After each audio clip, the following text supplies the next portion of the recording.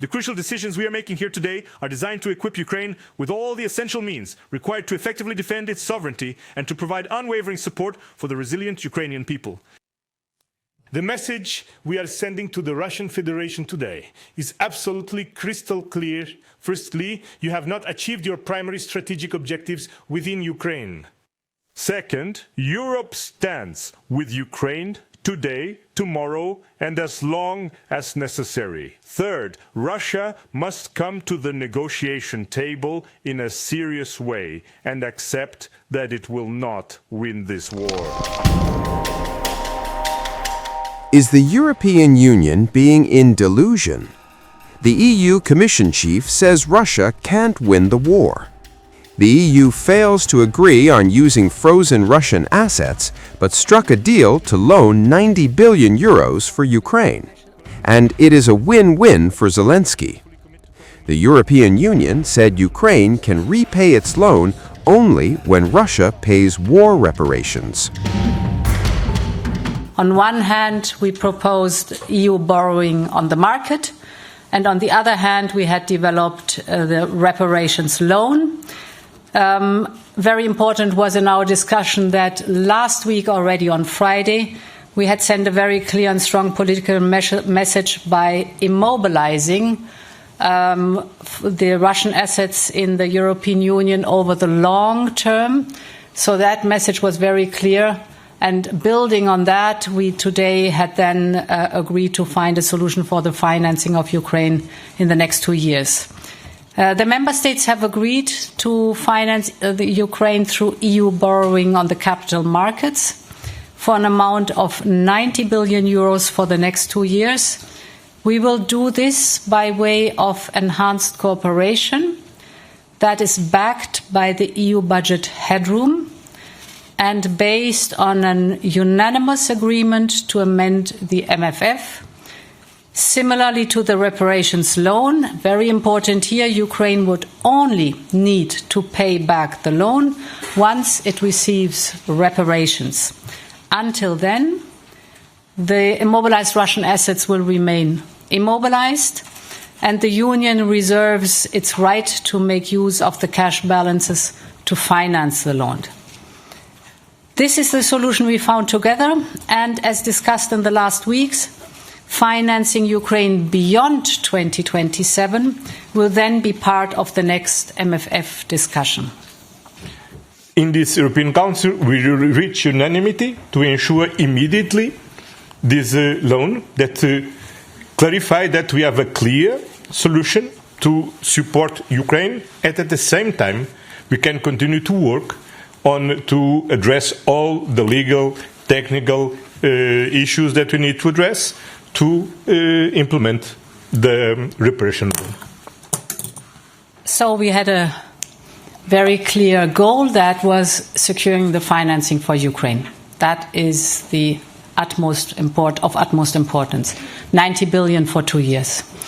If we would not have had this tasking to put on the table two options for the financing for Ukraine, my guess is we would not have had the courage or the political momentum to permanently immobilize the Russian assets. That's the big win. Because, as you know, before that, every 6 months there was a threat that just one member state not agreeing to the sanctions anymore, the rollover of the sanctions, the immobilized Russian assets would have been gone. Now they are secured for good and can only be mobilized again with a qualified majority. So that was, I think, the most important part in it. Dear Ursula and dear Mette, a very good evening to you both. We made a clear commitment, and I am very pleased to confirm that we have indeed delivered on our word. It was back in October when we collectively reached a vital decision that the European Union would fully commit to covering Ukraine's most urgent and pressing financial needs, specifically for the upcoming years of 2026 and 2027.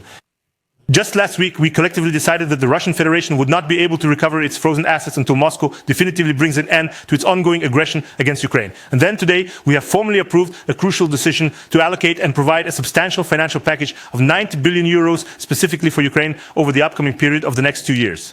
It is with the utmost urgency that we are committed to providing this crucial loan, which will be fully supported and guaranteed by the European Union's financial budget. This financial assistance is specifically designed to directly address the immediate and pressing financial requirements that Ukraine currently faces. Furthermore, it is a fundamental condition that Ukraine will only be obligated to repay this particular loan after Russia has fully compensated for the damages through reparations.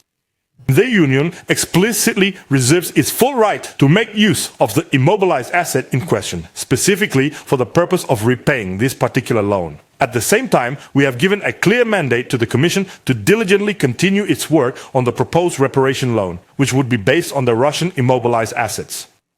In addition to these important steps, we have collectively decided to renew and maintain our current sanctions regime targeting the Russian Federation. It is crucial to understand that our overarching goal is certainly not to prolong this devastating war. On the contrary, the resolutions and decisions we have adopted here today are a profoundly important and critical contribution to achieving a fair, just, and lasting peace for the people of Ukraine. It is absolutely clear that the sole path to compelling Russia to engage in meaningful negotiations is through the robust strengthening of Ukraine's capabilities. The crucial decisions we are making here today are designed to equip Ukraine with all the essential means required to effectively defend its sovereignty and to provide unwavering support for the resilient Ukrainian people. The message we are sending to the Russian Federation today is absolutely crystal clear. Firstly, you have not achieved your primary strategic objectives within Ukraine. Second, Europe stands with Ukraine today, tomorrow, and as long as necessary. Third, Russia must come to the negotiation table in a serious way and accept that it will not win this war. Because the only way forward is a ceasefire and a negotiated peace. Our unwavering political commitment and substantial financial backing for the nation of Ukraine will remain steadfast and will not diminish or falter, whether during times of ongoing conflict, in periods of peace, or throughout the crucial phase of its reconstruction. We are deeply committed to actively building a truly free, democratic, and prosperous Ukraine, fully integrated within the European Union. Russia's brutal war against Ukraine, hybrid attacks, a global uncertainty, and therefore it has been a key priority for Denmark during the presidency to make, or at least to do our part, to ensure that Europe is as strong as possible and, of course, to support Ukraine. Today's task, as you have already heard, was to find stable financing for Ukraine for the next 2 years. And during the day we found a solution, a loan worth 90 billion euro based on the EU budget, a loan that Ukraine will not have to repay before Russia pays war reparations. And the Russian assets will remain frozen. So the bottom line after today is that our support for Ukraine is guaranteed. And this is important for many reasons. First of all, because the three of us standing here look at Ukraine as our first line of defense.